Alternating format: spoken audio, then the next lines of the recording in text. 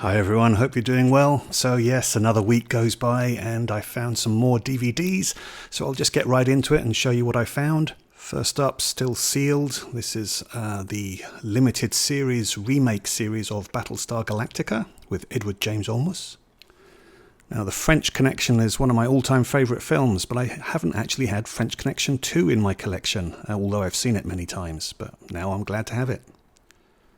This crime drama produced by George Clooney and Steven Soderbergh, Criminal, with John C. Reilly and Maggie Gyllenhaal and Diego Luna.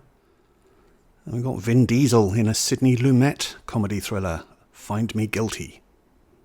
Glad to find this one, a film I saw at the cinema, The Relic, directed by Peter Hyams and starring Tom Sizemore and Penelope Ann Miller, with visual effects by Stan Winston. Really pleased to find this one, Reuben from the 1980s with Tom Conti. Tom Conti was in a string of pretty good movies back in the 80s. Currently you can see him as Einstein in Oppenheimer. But yeah, Reuben, this is the screen debut as well for Kelly McGillis, who went on to be in Top Gun and The Accused and Witness. Based on a novel by Neville Shute, this is A Town Like Alice with Virginia McKenna and Peter Finch. And this is the 1950 version of King Solomon's Mines, the H. Rider Haggard adventure that stars Stuart Granger and Deborah Carr. And then again, another one I saw at the cinema, I haven't seen it since, Extreme Measures with Gene Hackman and Hugh Grant. Hugh Grant in a thriller. This was a bit of a strange casting for him, but it wasn't a bad movie, directed by Michael Apted. Pretty trashy, but I do like a bit of Kevin Costner, and this one's got Amber Heard in it as well, 3 Days to Kill. One I haven't seen for a very long time, this is Lord Jim with Peter O'Toole, adapted from the novel by Joseph Conrad and directed by Richard Brooks. Classic John Frankenheimer film, Birdman of Alcatraz with Burt Lancaster.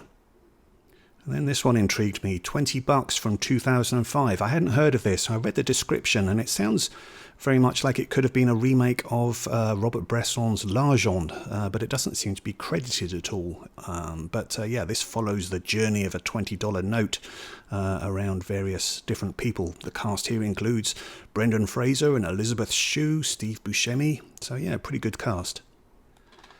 Jack Lemmon in his Oscar-winning performance, Save the Tiger. Vin Diesel again, and this time with Barry Pepper and John Malkovich and Dennis Hopper, Knockaround Guys.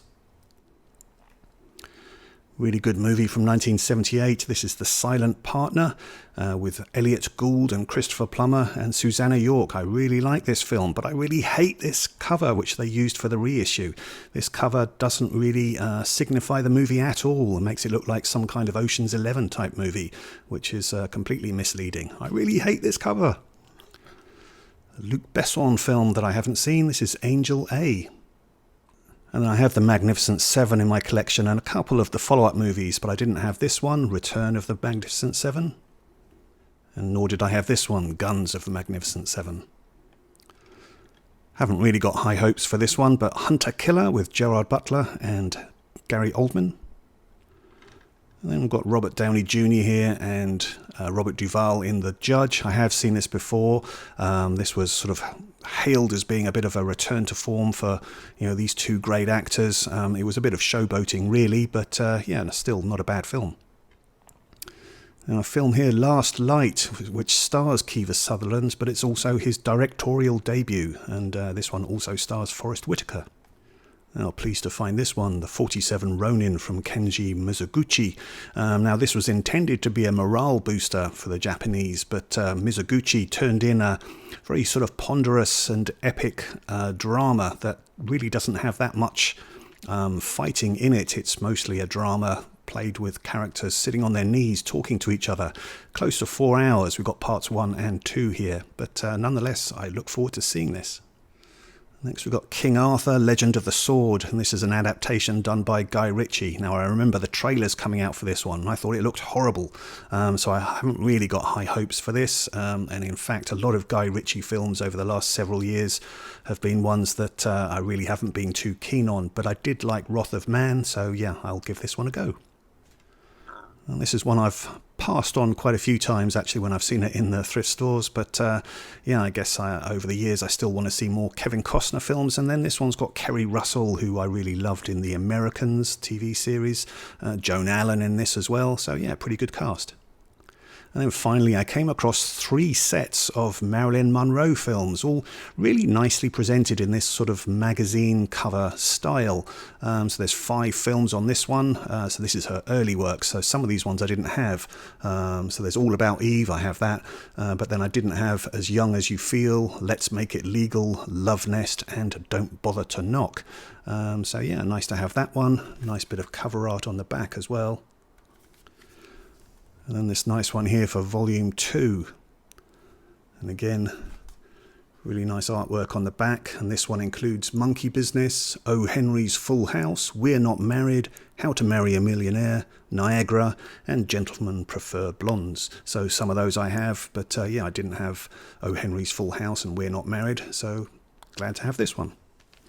And then finally, volume 3, and I do have all the movies already in this set, but again, this is just a really nicely presented series, so I like this. And again, there's the back. And so you can see the titles there. We've got There's No Business Like Show Business, The 7-Year Itch, Bus Stop, Some Like It Hot, Let's Make Love, and The Misfits. And sorry, just to give you an example of what they all look like inside.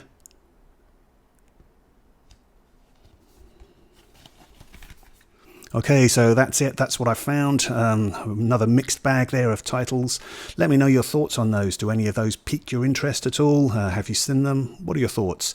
And then just talking of comments, I do just want to say a thank you, particularly to some of you who don't have YouTube channels, but you take the time to actually leave a comment. And that's really important to me. I really do like that. I like to get that sort of bit of interaction and just get a sense of who it is that's actually viewing these videos and what your movie tastes are. So fully appreciate you might not want to actually present stuff yourself, but yeah, I love receiving the comments, so please keep that up. Thank you very much. Okay, hopefully you'll join me again on some more videos. I do have a box set that I picked up, but I'll do a separate video on that one, I think. Okay, all the best to you. See you again. Bye-bye.